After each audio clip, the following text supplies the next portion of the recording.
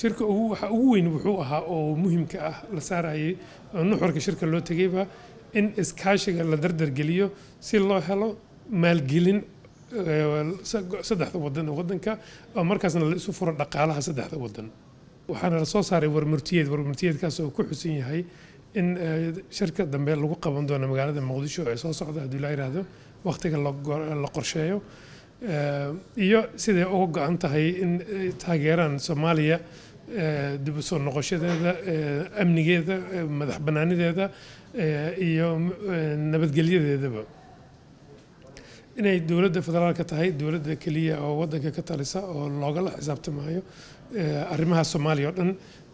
waxay kale ku baaqeen in horumar laga gaaro sababtoo iskaashiga gobolka wuxuu u horseedi karaa iskaashi dhaqaale iskaashi ganacsi iyo in la abuuro shaqooyin loo abuuro dadka dhalinyarada ah gobolkan degan si aysan u tahriibin ay u helaan mustaqbal fiican waxyaalahaas oo dhan ayuu muhiim u yahay in iskaashiga dhaqaale gobolka loo helo maalgashi wadamo badan oo caalamka ayaa maanta raba inay maalgashadaan bariga Afrika oo daruur cusub oo nabada ka curatay